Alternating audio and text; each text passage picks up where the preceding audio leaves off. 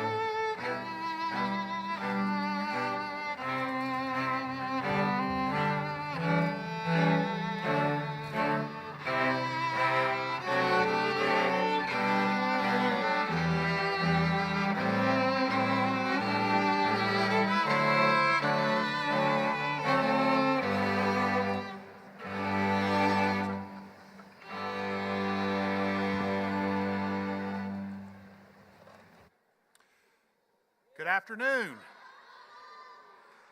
What a wonderful day. It is my great pleasure to welcome you to the Spring 2025 Commencement and Hooding Ceremony of the University of Memphis Cecil C. Humphreys School of Law. Before we begin, please take a moment to turn off or silence your cell phones. Thank you. Now, would you all please stand for the playing of the national anthem sung by our own Jonathan Hancock.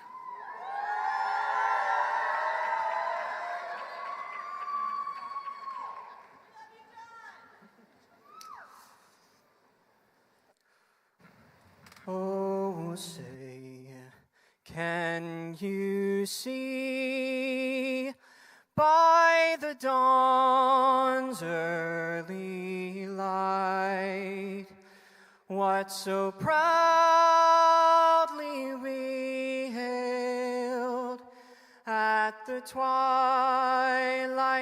last gleaming, whose broad stripes and bright stars through the perilous fight o'er the ramparts we watched were so gallantly streaming, and the rocket's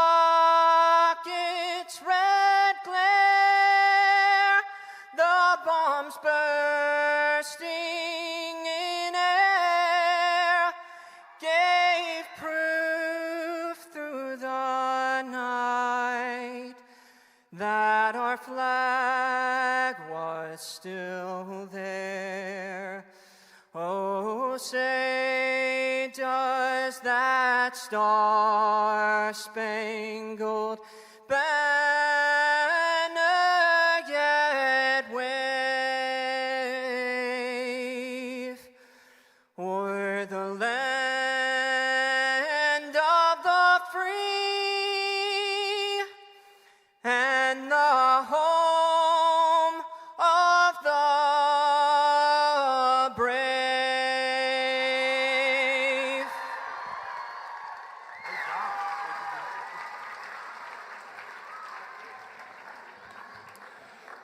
Thank you. Please be seated.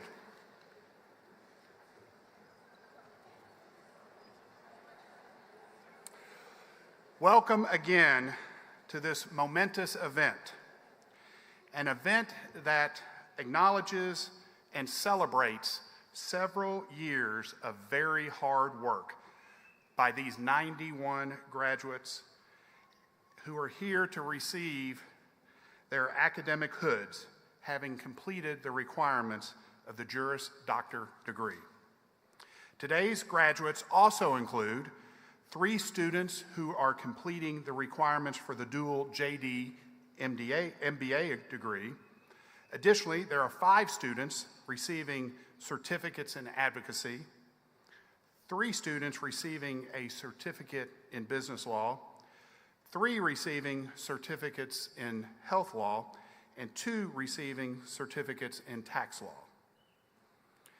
I would like now to acknowledge today's platform party. United States Senator Cory Booker, who is our commencement speaker.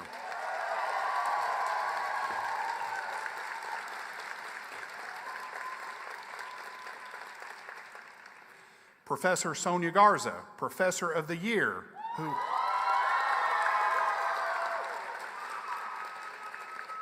and she will assist with the hooding.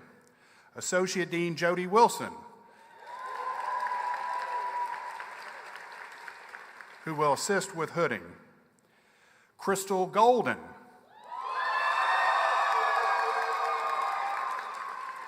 the President of the Law School's Student Bar Association. Peter Bauk, the class speaker. And Ursula Madden, the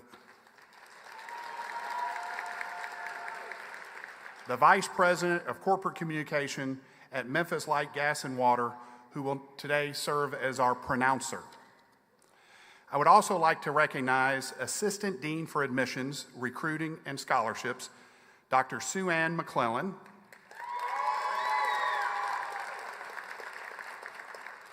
and Assistant Dean for Access and Multicultural Affairs, Jackie O'Bryant. And they are serving as marshals at today's ceremony, and we appreciate their participation today. Many members of our distinguished law faculty are also here to celebrate this milestone in the lives and careers of their students. I would like to recognize them, and I will ask them, each member, to stand when I call their name and to remain standing until all faculty members have been introduced. Linda Black.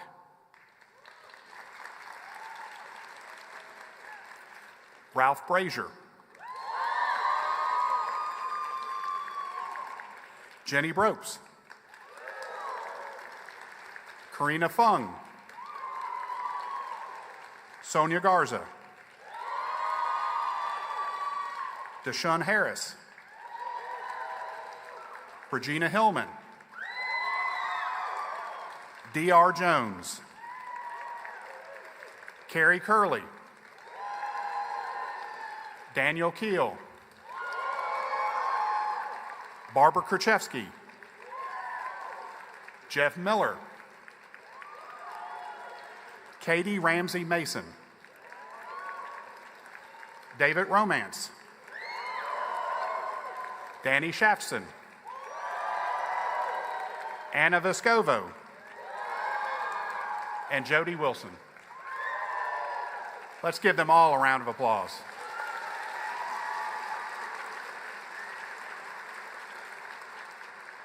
Our talented faculty, you may be seated, our talented faculty have worked hard to help our graduates reach their goals. In addition to providing teaching excellence, they also contribute groundbreaking scholarship and immeasurable service to our legal community.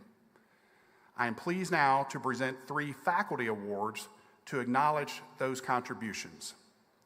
The Ferris Bobango Faculty Scholarship Award was established in 2011 through the generosity of Ferris Bobango PLC to honor outstanding faculty scholarship. This year's winner of the Ferris Bobango Scholarship Award is Professor Katie Ramsey Mason for her article entitled Civil Means to Criminal Ends, published last year in the Washington and Lee Law Review. Professor Ramsey Mason.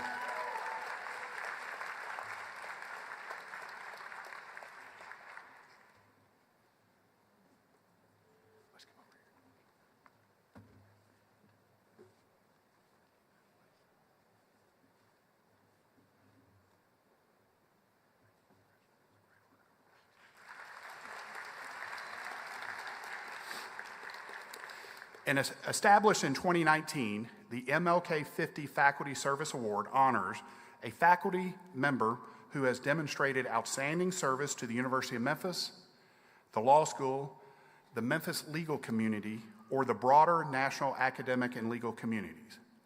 This year's winner of the MLK 50 Faculty Service Award is Professor David S. Romance. Professor Romance served in demanding, important roles both at the law school and the university, and characterized by his positivity, collegiality, and sense of humor. His leadership was important in the success of both faculty recruitment committees this year, and he is deeply committed to directly serving our students, including formal and informal advising. For example, he is the faculty advisor to the Honor Council, the Hispanic Law Student Association, the Jewish Law Student Association, and the Tennessee Association of Criminal Defense Lawyers. Professor Romance.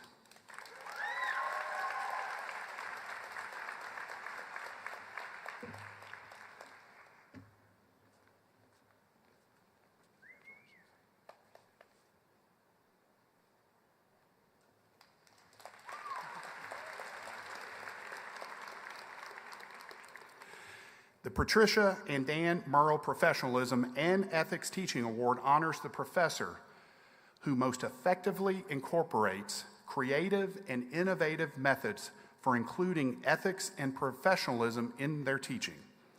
This year's winner of the Patricia and Dan Merle Professionalism and Ethics Award is Professor Linda Black.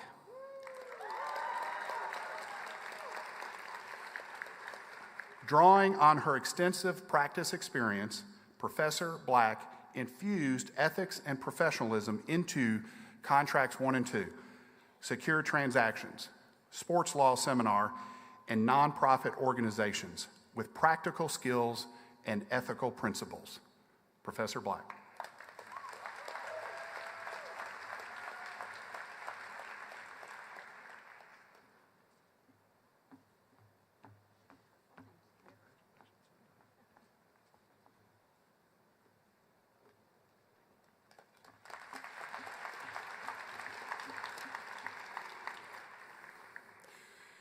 At this time, I'm pleased to introduce Crystal Golden, President of the Student Bar Association, who will introduce the recipients of the Professor of the Year and the Adjunct of the Year awards. Crystal Golden.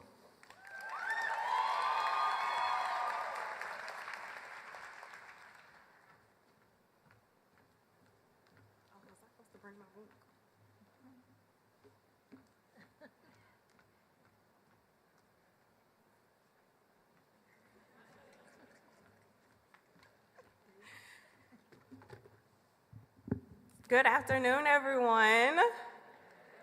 Thank you all for being here to support us, Class of 2025.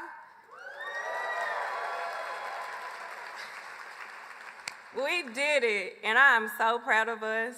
I'm so proud of our support systems that are here, but that's not why I'm here. I'm here to introduce our beloved Professor of the Year and our Adjunct Professor of the Year. So Class of 2025, we have come together and voted for those professors that we feel like went above and beyond, although we love each and every last one of you, so no love lost at all. You all spoke, and when Sienna told me the results, I was so elated. I'll start with our Professor of the Year, Professor Sonia Cristina Garza.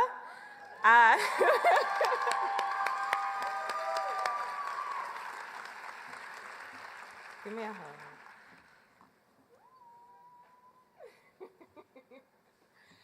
I tried to find words to reflect not just myself, but our entire class. So y'all let me know if I do this any justice. You came to Memphis, don't look at me like that, and to Cecil C. Humphreys the same time as we did. So essentially, you are one of us. And when I learned that you were going to spread your wings and build your already lengthy resume, I am so proud. My chest literally grew 2 inches, and I hope that the students and your coworkers at Gonzaga love you 10 times as much as we have loved you here. We've been through some things. You've personally held me up, and I love you, we love you, and we wish you the best.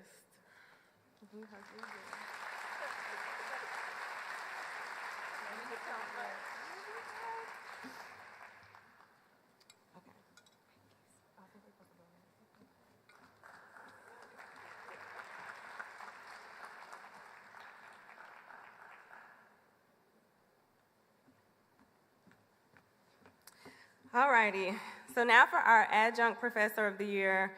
For those of you that don't know, these are practicing professionals who decide to give back part-time to help teach our class and build our repertoire here at the University of Memphis, Cecil C. Humphreys School of Law. And I want to acknowledge Professor Elizabeth W. Fike. Please come up and get your award.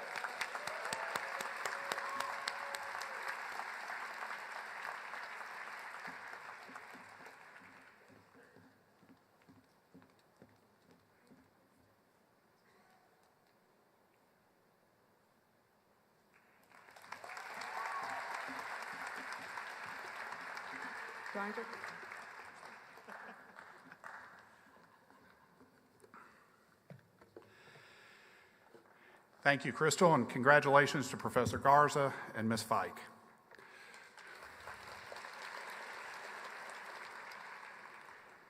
We are so pleased and honored to have Senator Cory Booker with us today as our graduation speaker. Let me tell you a little bit about his background. Senator Booker believes that the American dream isn't real for anyone unless it's within reach of everyone. The senator has dedicated his adult life to fighting for those who've been left out, left behind, and left without a voice. He grew up in northern New Jersey and received his undergraduate degree from Stanford University.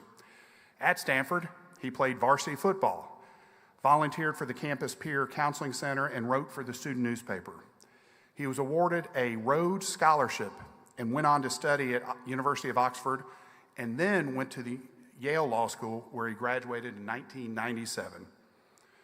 After graduating law school, he moved to Newark and started a nonprofit organization to provide legal services for low-income families, helping tenants take on slumlords. In 1998, he moved into the Brick Towers housing project in Newark, where he lived until its demolition in 2006. He still lives in Newark's Central Ward today, where the median household income is less than $15,000. At age 29, Senator Booker was elected to the Newark City Council, where he challenged the city's entrenched political machine and fought to improve living conditions for the city's residents, increase public safety, and reduce crime. Starting in 2006, he served as, in my opinion, the best and highest elected official anyone can have, and that's mayor. Mayor of Newark for more than 7 years. During his tenure, the city entered its largest period of economic growth since the 1960s. In addition, overall crime reduced and the quality of life for residents improved due to his initiatives. I can attest that his tenure as mayor was remarkable and something other mayors have tried to emulate since then. There are 2 great documentaries about his time as mayor. One's entitled Street Fight, about his campaign to be mayor, and the other is Brick City. And if you've not seen them, I highly recommend them. In October 2013, he won a special election to represent New Jersey in the United States Senate. In November 2014 and 2020, Senator Booker was reelected to full 6-year terms. As the senior senator from New Jersey, he has brought an innovative and consensus-building approach to tackling some of our most difficult problems facing us as a nation. He has emerged as a national leader in an effort to fix our broken criminal justice system, helping create a bipartisan bill called the First Step Act, which became law in December of 2018 and is aimed at improving criminal justice outcomes and increasing public safety. In addition, he co-sponsored the bipartisan Opportunity Zone Act, which spurred investment and development in inner cities across the United States, including Memphis. He has also advocated for economic policies that expand opportunity and increase wages, and for health care laws that increase access to care and lower cost. The senator sits on the Judiciary Committee, the Foreign Relations Committee, the Committee on Agriculture, Nutrition, and Forestry, and the Committee on Small Business and Entrepreneurship. Please give the senator a warm Memphis welcome. Senator Cory Booker.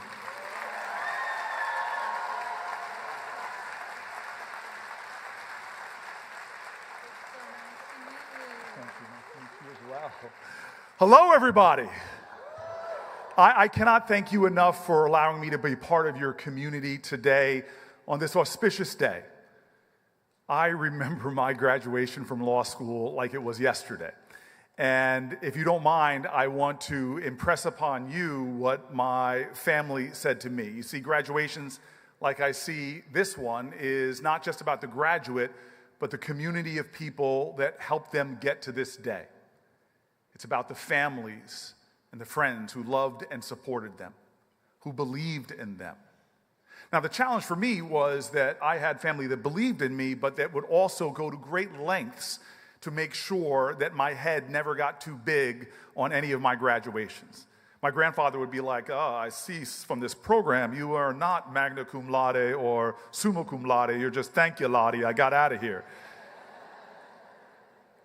But the thing my father said to me on my law school graduation still rings in my head, and I talk about it often because I had done my undergraduate degree, as was generously said by the extraordinary dean. I did some graduate workout degrees there, and then I came back to law school, and on the day of my graduation, my father comes up to me and says, boy, you got more degrees in the month of July, but you ain't hot. Life ain't about the degrees you get, it's about the service you give. And this is really what I want to drive home. Life is about so many things, and it comes at you fast when you leave academia and get into the real world. But to me, the most urgent issue before us is how much we spend our lives trying to make a difference in this world. Now, the first person that actually taught me about this was when I was in law school. Taught me about it in a way so profound I can't forget. It was the first person who unfortunately had the misfortune of being the first person I ever represented. I was a 1L. It was a legal clinic, and they allowed us to do different types of law. I was in a landlord-tenant clinic, and here was this African-American elder woman who was being evicted from public housing because her grandson was coming to visit her often and stay with her and got caught with a significant amount of illegal drugs. And so they said they were going to evict her. And the crazy thing about it was that they offered her a settlement that I found offensive. They said if she signed a document saying that her grandson could never come to visit her and that they had permission to arrest him if he stepped foot on the premises, then they would let her stay. Now, this fragile-looking woman to me seemed to barely understand this. She could just weep as I explained it to her. Now, I told my supervising attorney that we are going to fight this case. This is just wrong, I said. And I was so full of just vim and vigor to fight. And my supervising attorney says, Corey, let me tell you something. You want to fight this case and make a point. But if you fight and lose, which you most likely will, your client won't have a home to go home to. You need to present it to her, respect her dignity and her ability to make her own decisions, explain it to her, and let her make her own choice. And I will never forget this conference. As I said, she wept as I tried to explain to her concepts of law and landlord-tenant law that I didn't fully understand at that point as a 1L, and I kept explaining to her over and over again. My supervising attorney sat in there with me and looked on me like a hawk, and almost like he was saying, don't push this woman to fight. You would have a 10% chance of winning at best. Don't push this woman. So I was making it as plain as we could, and I said to her, these are the documents if you want to sign. And she looked at the documents, this small-looking woman, and she looked up at me, and she says, if I signed there, I could stay in my housing? And I said, yes. She goes, but my grandson won't be able to visit me. I said, no, he won't. And she said, well, I need to understand something. And I listened to her. I leaned in to listen to her question, thinking it was going to be more about her circumstance. But she asked me this question I will never forget. She said, if I decide to fight this case, will it help other people? And I looked at her and I said, ma'am, I tell you, this would be very hard to win. I explained to her what fighting would mean, and then I used my own supervising attorney's words. I said, it would only be 10% chance to win. And she looked at me hard and took a deep breath, and it was almost like the oxygen was transformative. Suddenly, this small-looking woman expanded before my eyes. She took these fingers that looked so frail and weathered before, and she curled them into a fist, and she slammed on the table, and she then pointed her finger at me and said, 10% is enough for me. If it could help other people, we will fight. And then she stands up and starts striding out of the room, and I sit there and look at my supervising attorney until I realized I was her ride and I had to give her a drive home. So I ran after her. I began to learn from some of the humblest people in my life the power of what greatness is. It doesn't lie with position or wealth. True greatness will always be defined by how you live your life in service of others. And I challenge you not to be small in your thinking. Learn from my mistakes. There have been too many occasions in my life where I thought I was living up to this code of service, which another word for is love, which I have fallen short over and over again in my career, but continue to meet people who teach me what it means to love radically. Here's just a great example. I was driving in Newark. Now, I live in this city, and since I've been a mayor, there's been a guy named Kevin Batts. He's a detective in the Newark Police Department that drives me around. And I will tell you this, he and I have been in that car. I'm a senator. He still drives me around. I've known this man, and we barely have to talk. I get in the cars, and I'm busy as heck. And it's amazing to me that he could just look at me in the rearview mirror and almost like read my mind. This guy is gifted with some kind of psychological powers beyond space and time. He always knows what I need and will just follow my thoughts. And so here we are driving past something. I don't know if you all have these in Memphis, but we have them in New Jersey. We're driving past this place just 3 blocks from where I live. I don't know if you all have ever heard from it. It's called McDonald's. And as we're driving past it, he looks in the rearview mirror and immediately turns into the drive-thru, because I think when he looked in the mirror, he not only read my mind, but he saw the weakness in my body. I needed some McDonald's French fries. Now, we drove through the drive-thru, and I ordered 2 large fries because all I want to do is get home, sit on my couch, unbuckle my belt, and watch the British baking show. Just take me away. And I get my 2 fries, and I'm holding them a little tighter than I probably should. And I think I'm saying something like, my precious, my precious. And we're about to drive out, and I see outside the window a man in a trash can rooting about. I don't have to say anything. This Kevin Batts, Detective Batts, knows me. He stops. I roll down the window, and I go, hey, man, you all right? And he sort of waves me off. And then I realize my tone wasn't respecting his equal dignity. And so I calmed myself a little bit, and I said, excuse me, sir, do you need anything? And he turns around and he goes, well, I'm hungry. And I hold my bag, and I'm a person of faith. I don't know what your faith is, but my faith, I think Jesus said something like, if you have 2 McDonald's French fries and your neighbor has none, I think it was a sermon on the McMount. And I reach in my bag and I pull out one of the fries and hand it to him. He seems happy, he's grateful. I feel good about myself. You know, I lived in accordance to my code, and I looked at the rearview mirror, but before Kevin could take the signal, he started to shift the car into park. But the man says, excuse me, do you have any socks? And I looked at him and then sort of vainly looked around the car, and I said, I'm sorry, sir, I don't have any socks. And he seemed to be okay. He stepped away from the car, and I turned to look at the rearview mirror. Kevin and my eyes met, but he didn't move. He took the car and shifted it back in park, and now I'm wondering what's going on. And then he reaches between the steering wheel and the seat, kicks off his own shoes, takes off his socks, and hands them through the window. And the man received it like he was receiving something more valuable than gold. In that moment, I realized that on the day after day after day of my life, I was allowing my moral imagination to become a little smaller. Here I am, 3 blocks from my home. I have many socks in my drawer, but I didn't perceive that moment to rise to. And that's the last point I want to make to you. There's a great woman who once said the most common way that people give up their power is not realizing they have it in the first place. Each one of you is more powerful than you know. You have been given this privilege to get a law degree, and I am telling you, it gives you even increased power to transform the world. You hear this a lot at graduation speeches and other things, but I'm bringing receipts. I want you to know that the decisions you make, often with the smallest amount of minutes in your life, I want to prove to you right now that you can change the world. And here's my receipt, and then I'm done. But I hope that I impress upon you this point. Well, the receipt is very simple. It is a guy sitting on a couch in 1964 on March 7th watching TV.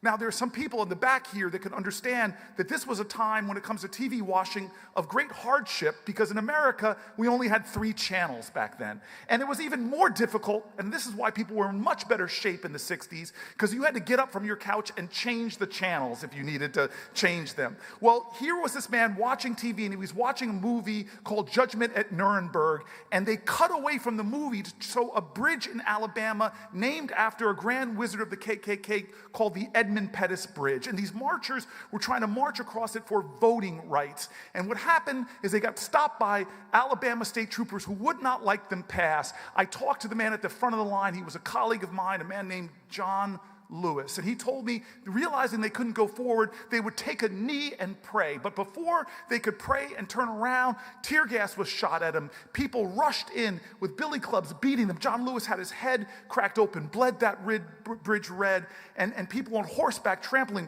This guy in New Jersey is watching this, gets up from his seat. He's so horrified at what he's seeing. He's like, I got to go to Alabama. And then suddenly he realizes he can't. He slumped back on his couch. He just started his law firm. He put all his capital into starting this firm. He couldn't afford a plane ticket, not to mention close down his office. But then suddenly, he thought to himself, I am not going to let my inability to do everything undermine my determination to do something.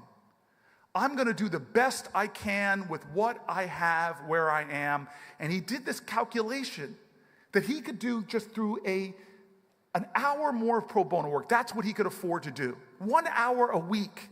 And he calls around New Jersey to see who might need 1 hour a week of pro bono for service, and finds this woman named Miss Lee Porter, who had just started something called the New Jersey Fair Housing Council, and the two of them went to work on a sting operation. Now, I interviewed Miss Lee Porter. She was easy to find. She's 94 years old in New Jersey, and still the head of the Fair Housing Council in New Jersey. And this extraordinary woman says they got this sting operation where they would send black couples into white neighborhoods that would be turned away from their housing, and then they'd get white couple volunteering to go to see if the house they were turned away from and told was sold is still for sale.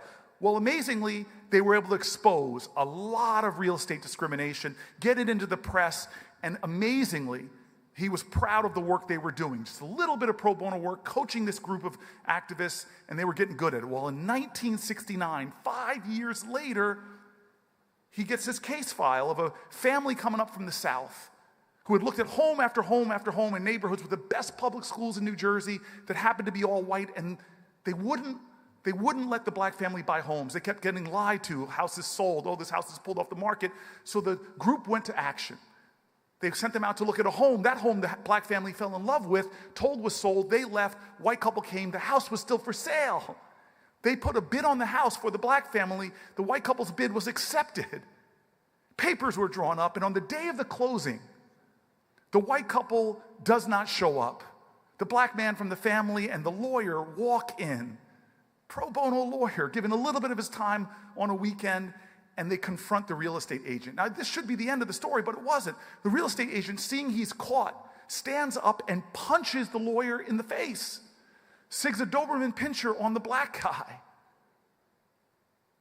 They're able to wrestle their way out of the office. They start writing legal letters back and forth, but the owners of the home found out what was going on. They were horrified by it all and agreed to sell the house to the black family, and they moved in as the first black family to integrate this entire section of my state.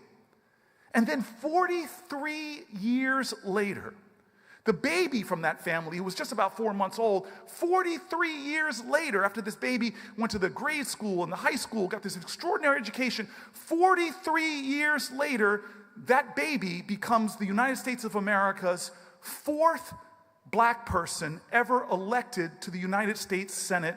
Me. Graduates of 2025, you are powerful. You have capacity and ability beyond your imagination. You will do good in this world, I am confident. But the greatest calling we have right now is the question asked to me as a 1L in law school: will it help other people? Will you help other people? As King said, life's most persistent and urgent question is, what are you doing in service of others? Let that be the measure of your life work. Let it be a part of you. Let it not only help you and heal you, but let it help transform the world. Our nation right now is in desperate need of people that preach a gospel of healing, that pull people together and realize that the weakness of our nation is how much we hate each other, and the hope and the promise of our country is those who inspire love. And you don't inspire love by what you say. You will always inspire love by what you do for others. God bless you and congratulations. Thank you.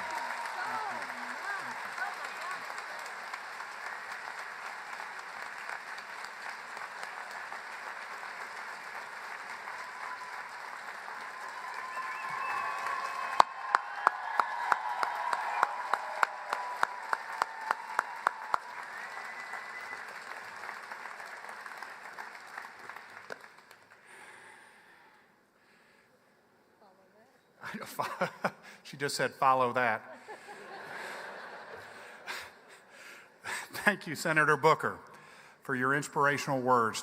To memorialize this occasion, I would like to present you with a small gift on behalf of our law school.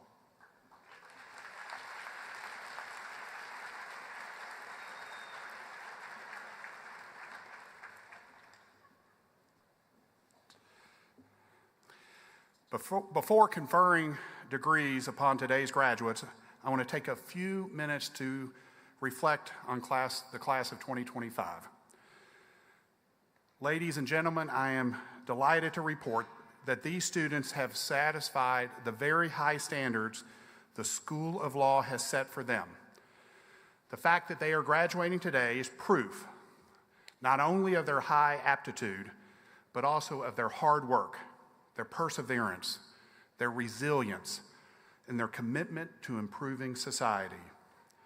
It is evidence of their ability and fitness to fulfill the heavy obligations that the legal profession places on its members, and of their capacity to serve their clients, their communities, and the public with honor and distinction. Members of the class of 2025, congratulations. These graduates have made great sacrifices to arrive at this day. But as has been said before, they've not done it alone.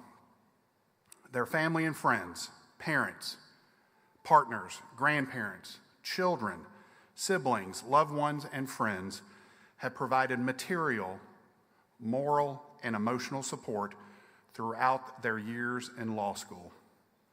Speaking about family, the amazing twin brothers, Heath and Hunter Taylor, in this class, even undertook the challenge of law school together and will hood each other in a few minutes.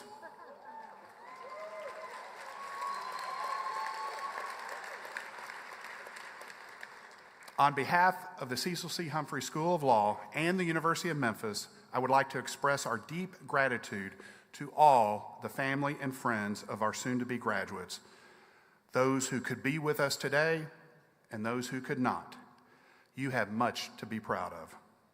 To the class of 2025, you have gained tremendous knowledge and developed the skills necessary to serve the legal community and society at large. You are now empowered to live out the dreams that drew you to law school originally. You hold the tools necessary to serve those in society who seek your assistance to achieve justice. It is a tremendous responsibility, and I hope it will always inspire you to give back to those who need your help. We are proud of you. Congratulations to you all. Graduates, please stand.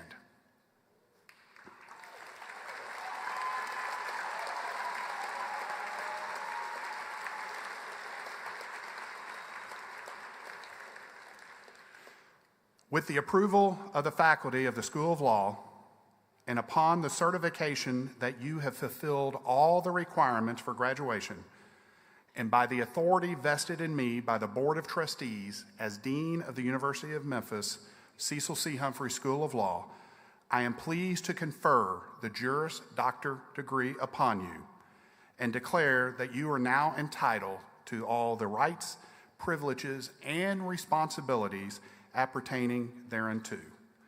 We take great pleasure in presenting you with the academic hood for the Juris Doctor degree as evidence of your accomplishment. Please be seated.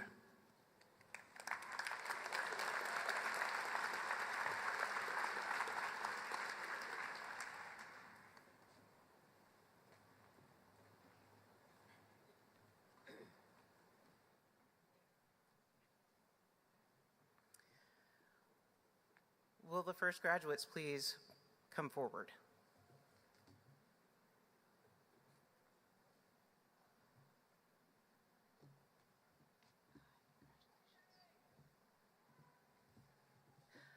Savannah Blue Acree.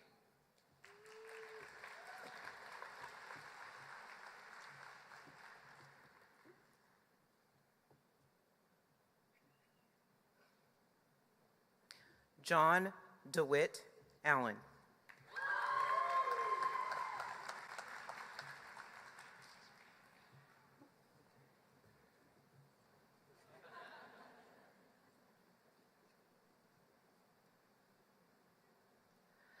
Moath Mahmoud Al-Masri.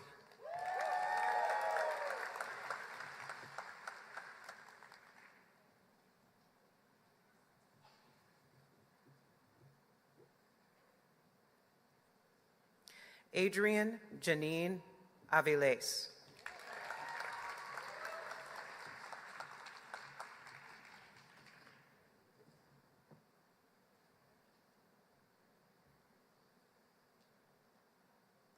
Shannon C.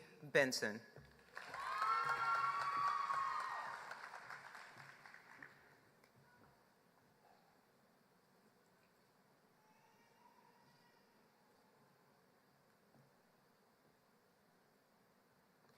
David G. Blackburn.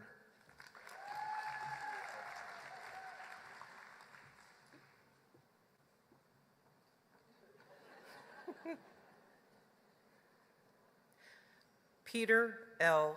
Bauk.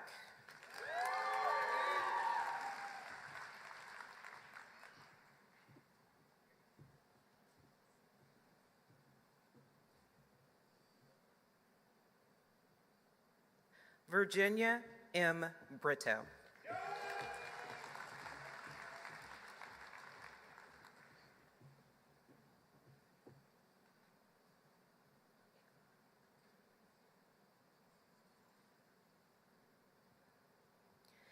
Imani Nicole Bruce.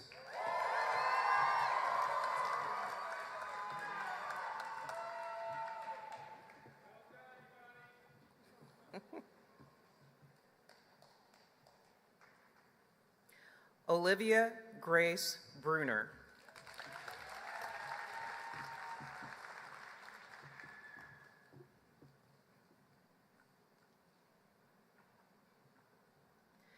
Nate G. Burford.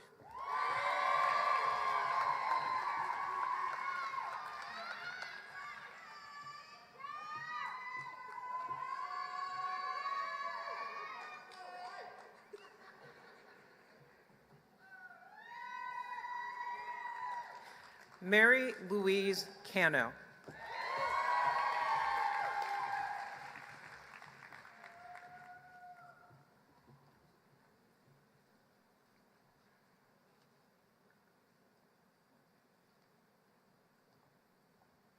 Bailey E. Carey.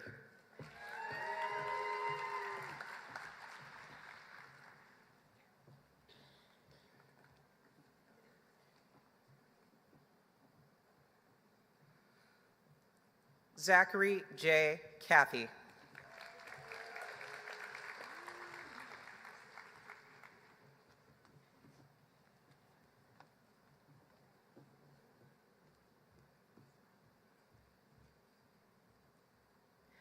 Sienna Mia Charity.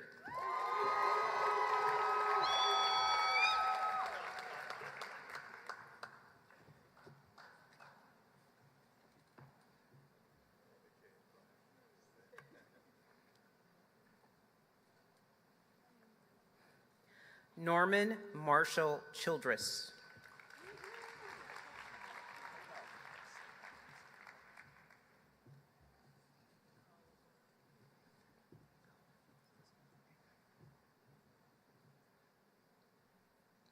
Cameron Lamar Comer.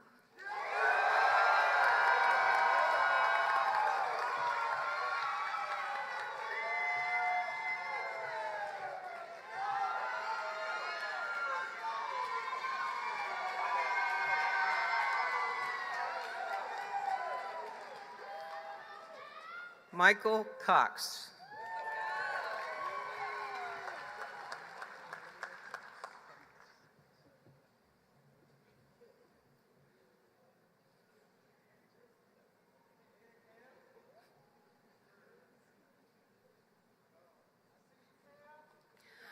Emilio G.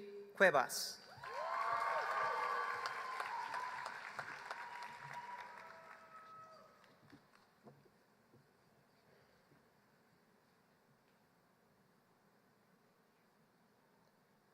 Darnasia Arnett Cummings.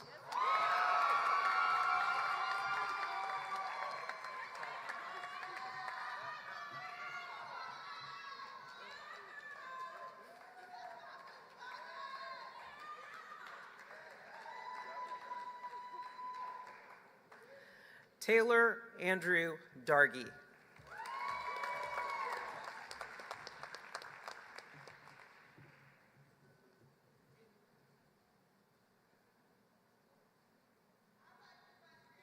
Jason Dennison.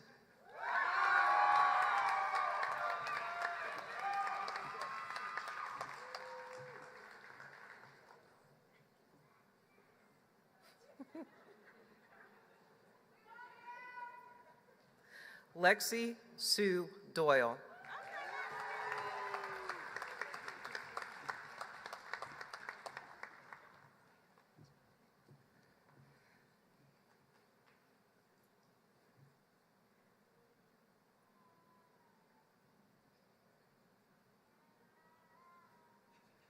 Hayden Lane Eccles.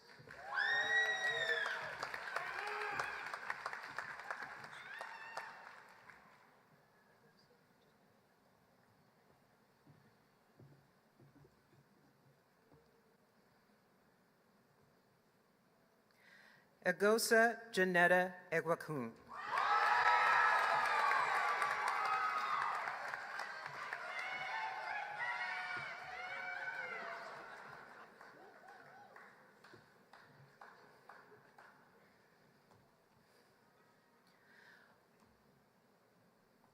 Robert John Elder.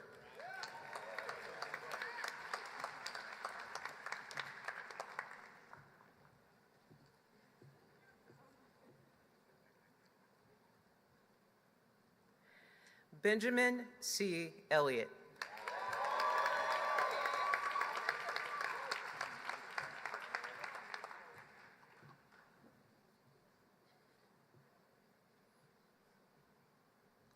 Jacob Faraday.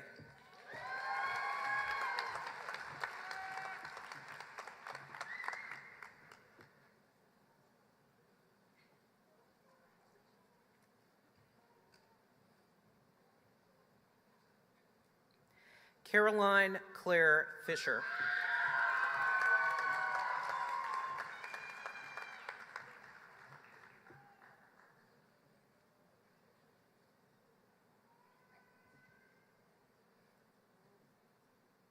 Thomas James Fletcher.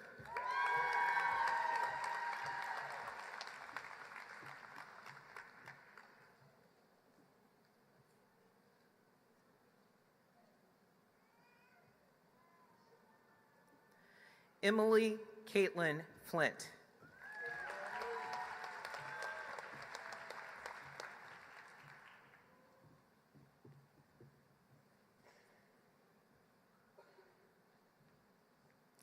Alexis Daylor Frazier.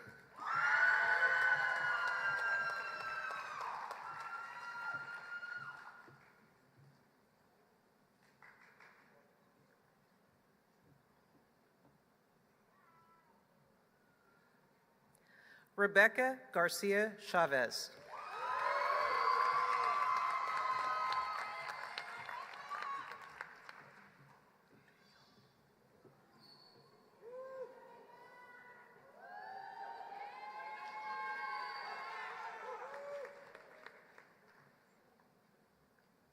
Rodney A. Garduno.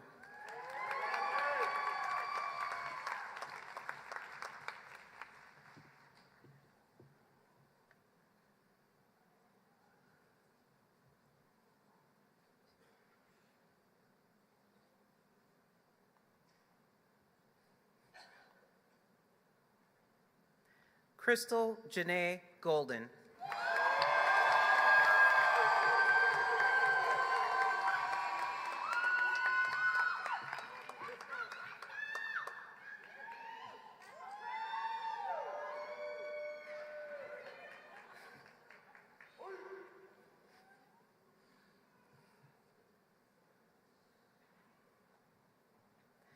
Garrison Scott Green.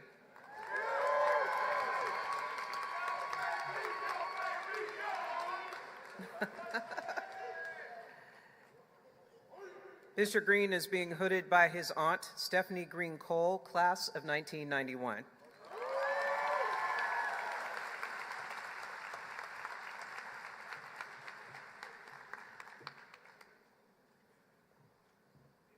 John Hancock.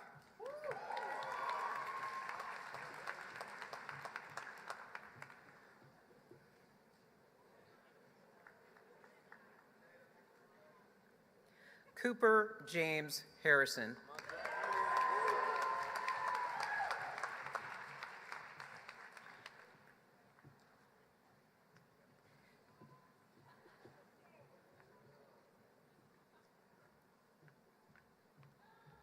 Jason A. Herlick.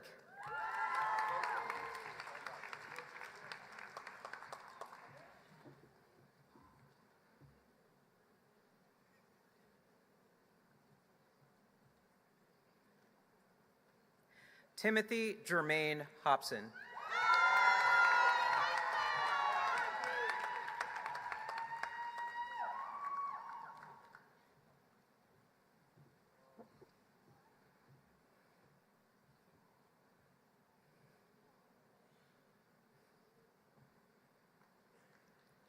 Muhammad Amir Iqbal.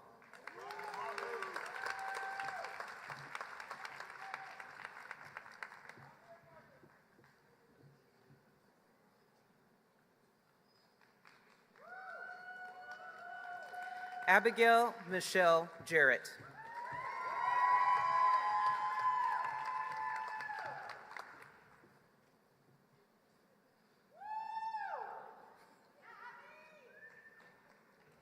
Sarah Elizabeth Jones.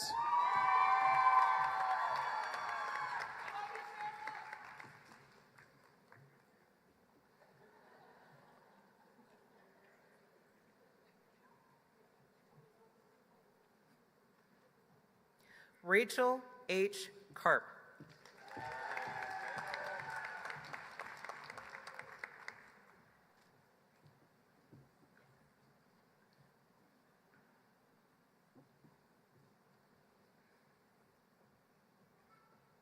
Hannah Kynell.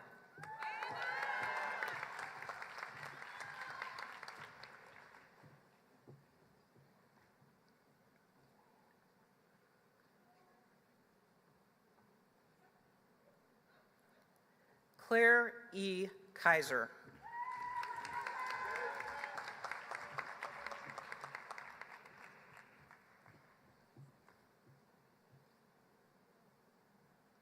Anna Marie Krupinski.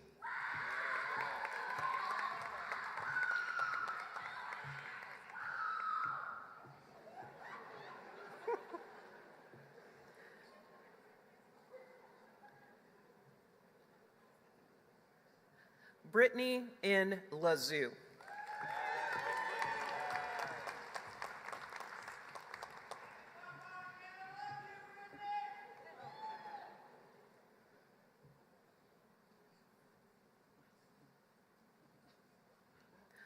Annika Grace Livingston.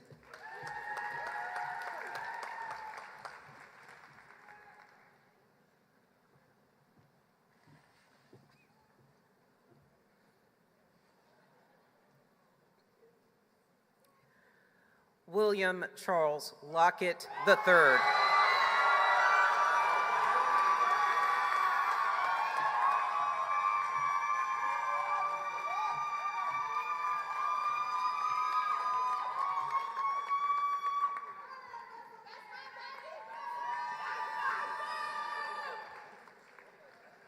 Sarah A. Mangrew.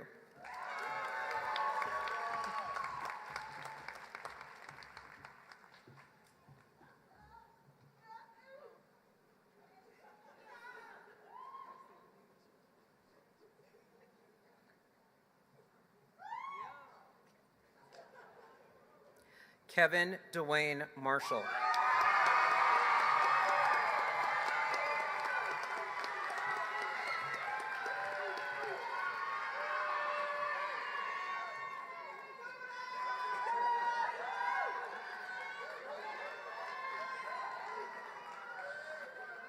Colby Brett McAnally.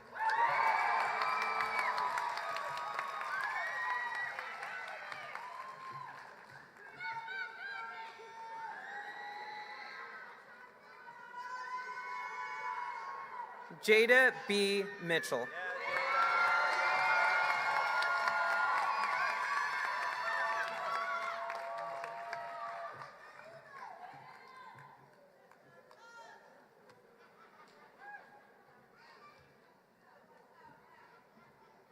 Catherine Mizell.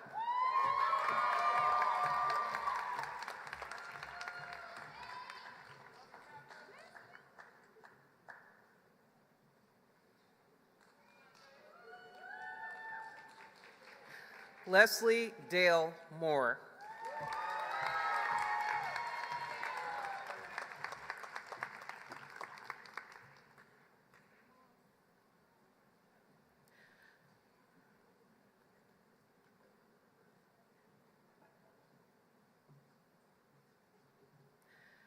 Joshua David Moss.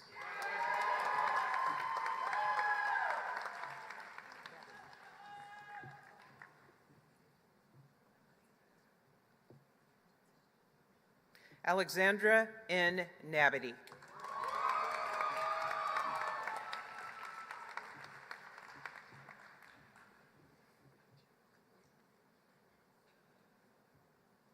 Jessie Eileen Neighbors.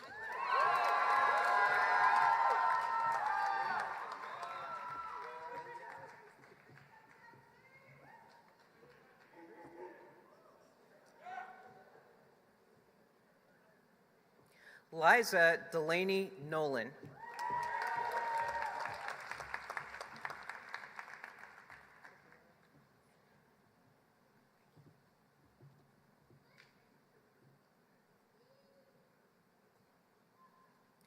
Tiffany Odom Rodriguez.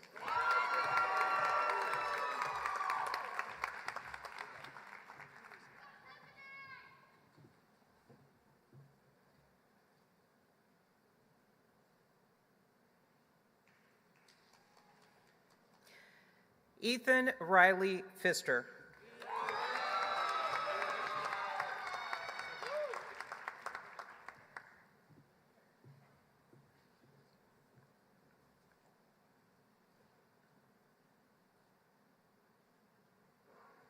Jackson Kostya Phillips.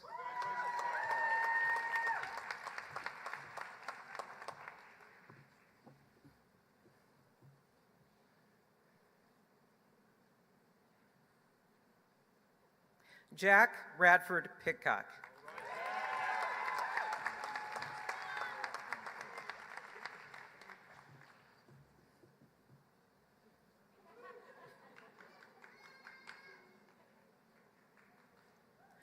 Akil M. Purdy.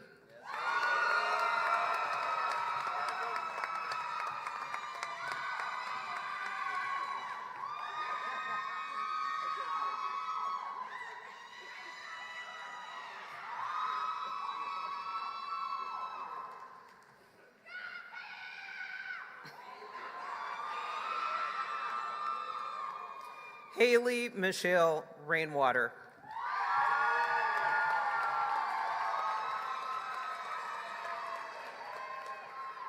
Miss Rainwater is being hooded by her uncle, Marty McAfee, class of 1996.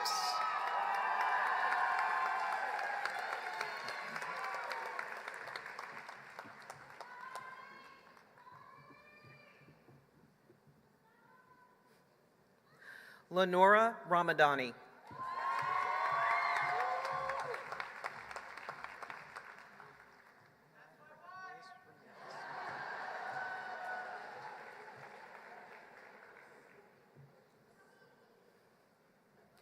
Myra Grace Ramirez.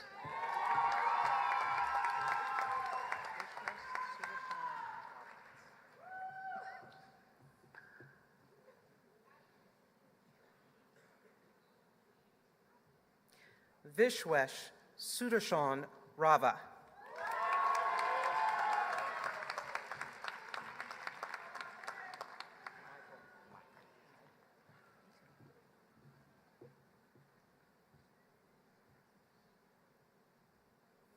Ian Micah Reddick.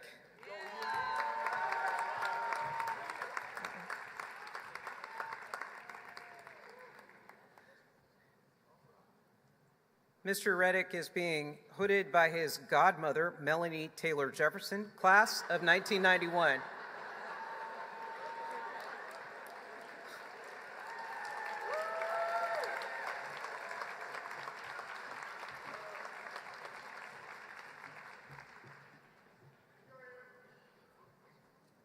Reagan L. Renshaw.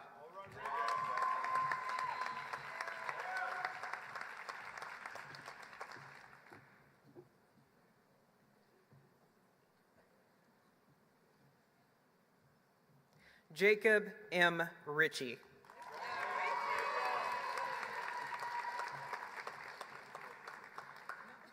Mr. Ritchie is being hooded by his stepfather, Philip Mize, class of 2002.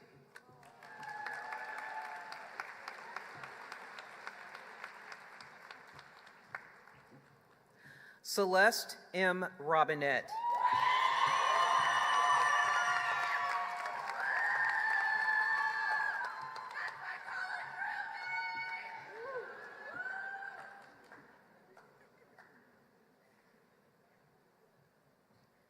Kaylin Rihanna Chantrell Robinson.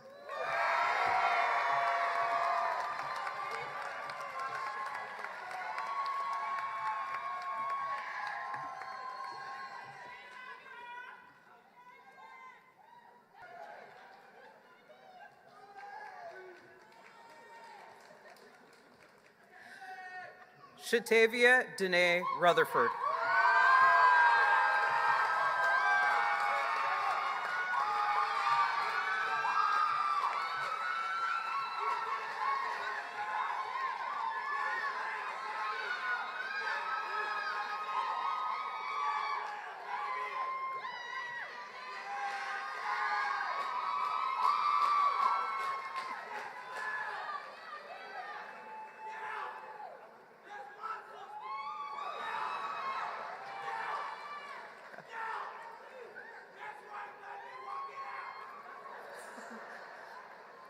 Well, we know he's proud.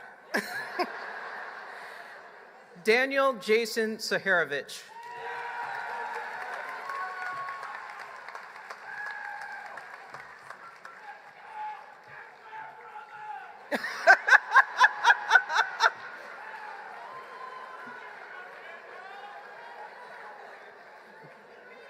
Sydney Sensing.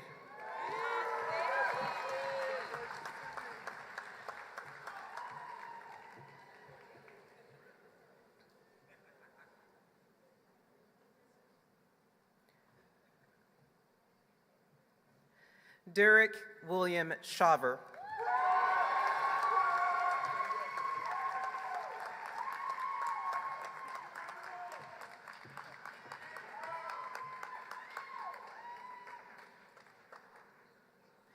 Hannah Elizabeth Shev.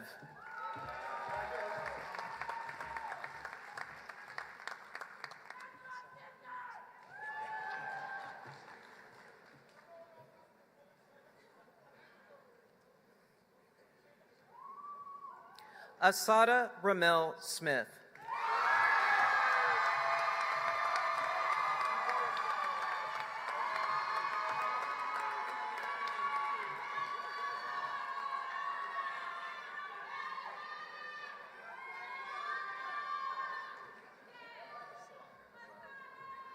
Landry Grayson Smith.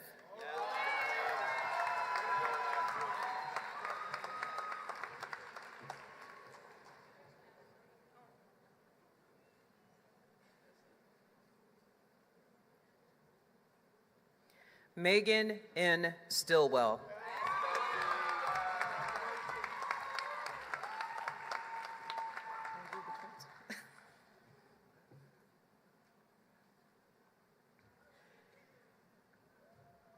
Heath Taylor.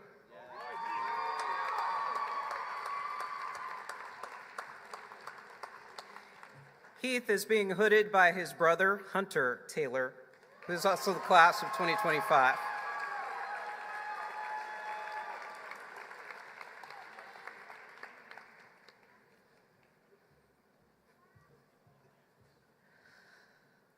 Hunter S. Taylor.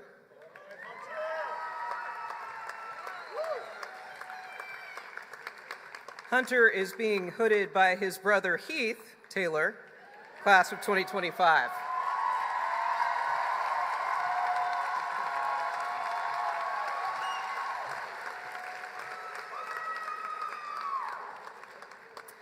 Christopher Ryan Templeman.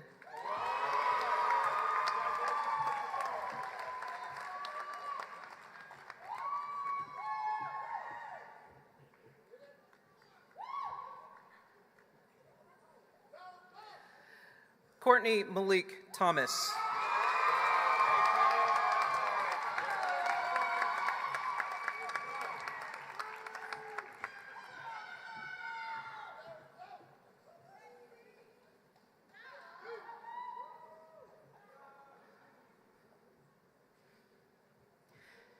Kagan Marie Vargo.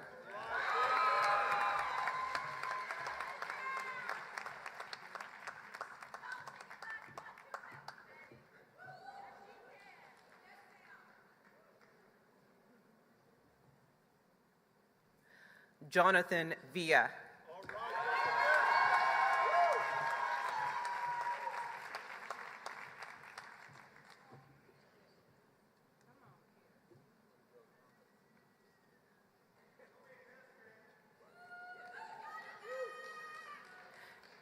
Cameron Waltman.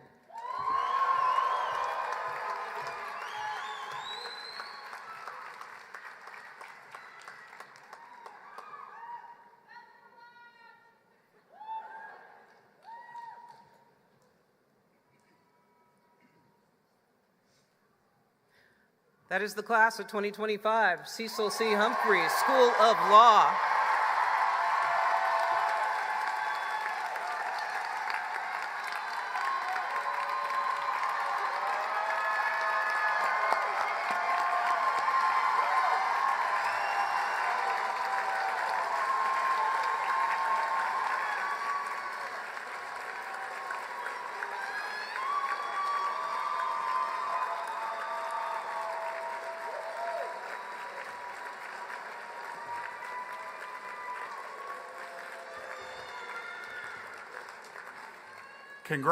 Congratulations, graduates. You may now switch your tassels to the other side.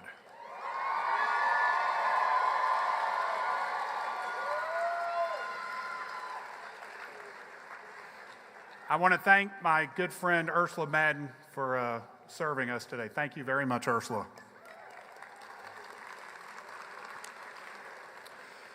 The class of 2025 has selected Peter Bauk to address you today.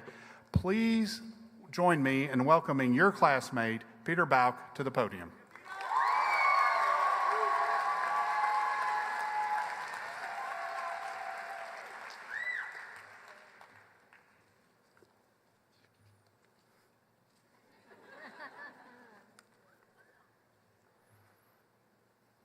Dean Strickland, Senator Booker, faculty, staff, family, friends, Class of 2025.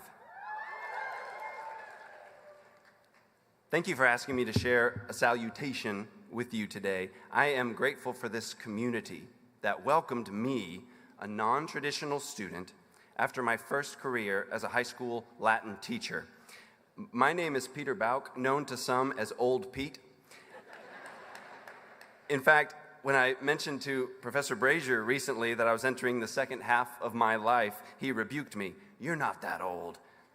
When I told him I was 39, he replied, "Oh."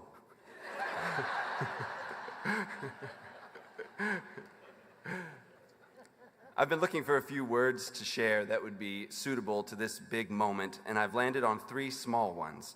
I offer for your consideration 3 simple related ideas: listening, curiosity, humility. First, listening.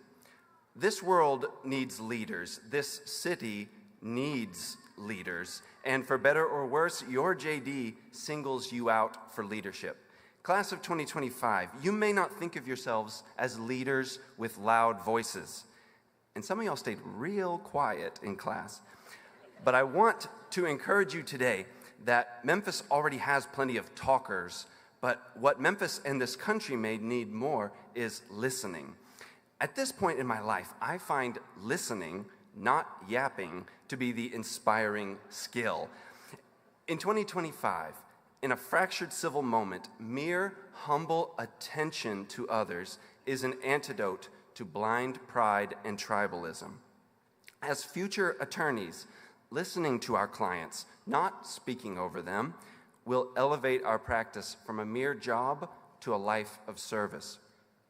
Even if Matt Damon said in The Rainmaker that there are too many lawyers in Memphis, there's always room for another attentive attorney. Second, listening to others requires curiosity. Once at a college dinner party 20 years ago, after sitting down at the end of a long table of classmates, I noticed with alarm that I was sitting with the boring kids, the ones who only talked about themselves, and I felt creeping doom. But something snapped me out of my self-pity. It occurred to me that their lives were no less interesting than mine. I decided from that day that there was no boring person. I started asking lots of folks lots of questions. If I was biking next to someone, I asked the biker questions. If I was checking out at Kroger, I asked the cashier questions. Until one cashier told me, "Just swipe the card, Sherlock."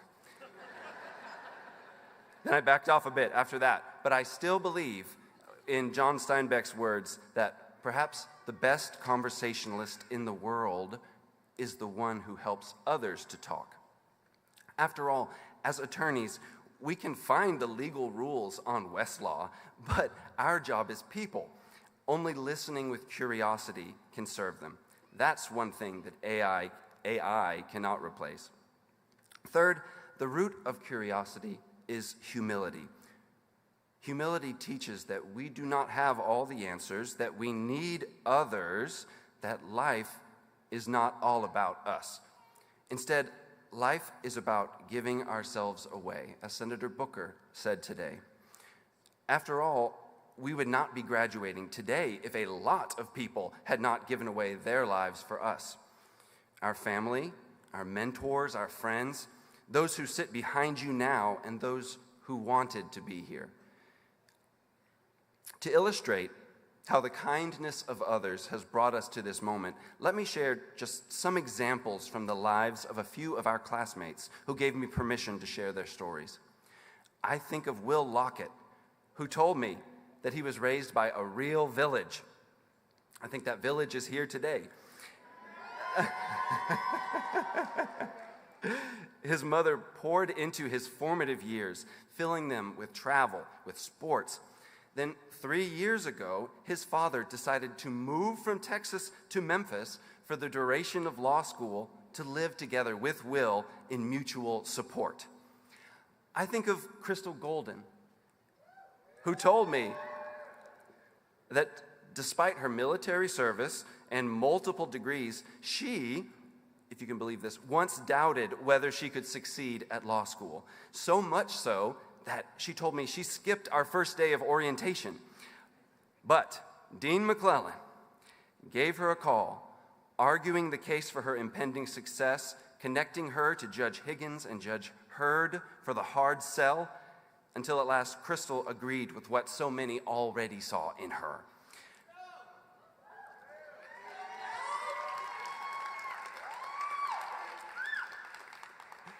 I think of Mary Cano, who told me that her mother raised her by herself while working multiple jobs. After her mom completed the long process to become a U.S. citizen, Mary decided that she wanted to practice immigration law herself as the first attorney in her family.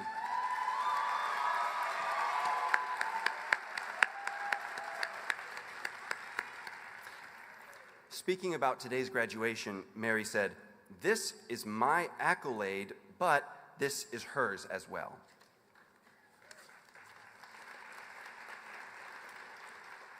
And there are 91 such stories of kindness for the 91 members of this class. In a real sense, today is less of a commencement and more of a continuation of a legacy of love and perseverance. That is humbling. For my part, I'm grateful to my parents who gave me the freedom to be a curious kid, grateful to my in-laws who encouraged my curiosity about a new career, grateful to my 3 daughters, Nan, Mary Thomas, and Rowan, who inspired me to start over, and grateful to my wife Libby for your long-suffering partnership.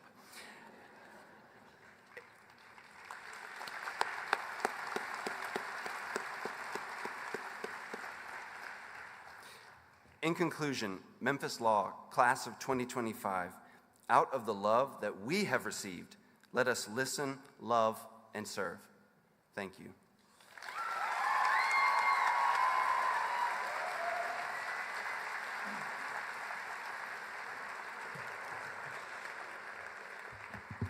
Thank you, Peter.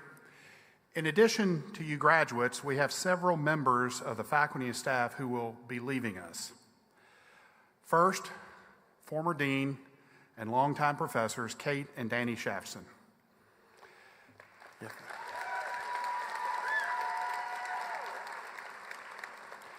Each of you has left an indelible mark on our school and on our city, and on the hundreds of students you have positively impacted. Your legacy here is secure, and we will always appreciate you. Thank you.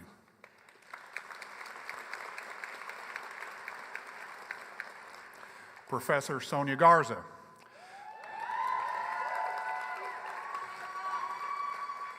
Although you were not at our law school as long as others, it is clear that you have made a tangible impact on so many students. Your Memphis Law family, students, and friends will truly miss you and wish you the best of luck at Gonzaga.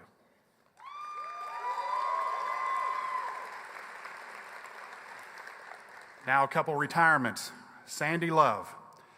After 17 years devoted to helping our students succeed and helping our experiential learning program thrive, the law school will miss you, truly miss your presence in our law clinic. You have been the welcoming presence and behind-the-scenes stalwart for our clinic, and we would not have such an impressive clinic if it were not for you. Thank you, Sandy.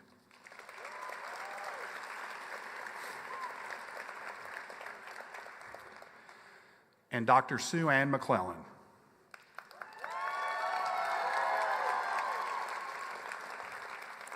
Our longtime Assistant Dean for Admissions. After 30 years of guiding literally thousands of students to Cecil C. Humphrey School of Law, it is hard to put into words just how far the impact of your work is felt and the legacy that you leave behind.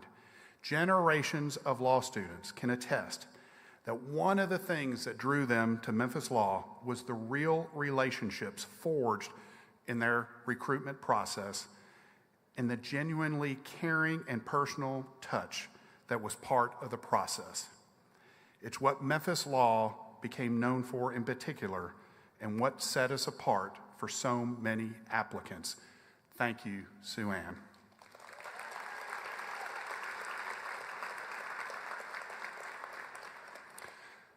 Now back to our graduates. This is your day. For most of you, except those of you who will continue to pursue LLMs and tax, this is the last day of your school life after 2 decades or more of schooling. This is truly a day to mark a tremendous accomplishment. As we send you off, we want to remind you that your relationship with the law school and the university does not end today. You will be Memphis Tigers forever, and your accomplishments will bring honor to your law school and pride to our students, faculty, and alumni. Please stay in touch. In turn, we will stay in touch with you. And if you get a call from me, I'm wanting money. You may not want to answer. Now I want to express our great appreciation for some key members of our staff, in particular Assistant Dean Meredith Aden, who organized today's events.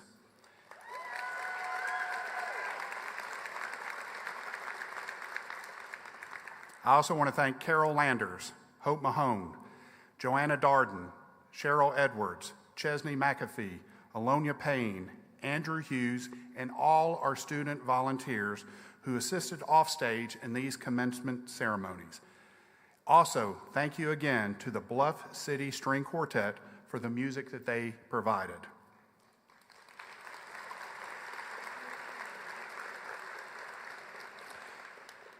Finally, I have a couple announcements about the recessional before we conclude. First, I ask that you all remain seated during the recessional as the platform party, the faculty, and the graduates exit. Second, we are so grateful that Senator Booker has offered to briefly meet and take photos with our graduates immediately following the ceremony. Although I'm sure there are many of you who would like to meet him, this is limited only to our graduates because of limit of time. And we ask our graduates to immediately, if you want a photo, to go upstairs, the mezzanine, immediately after you recede and go up to get your picture.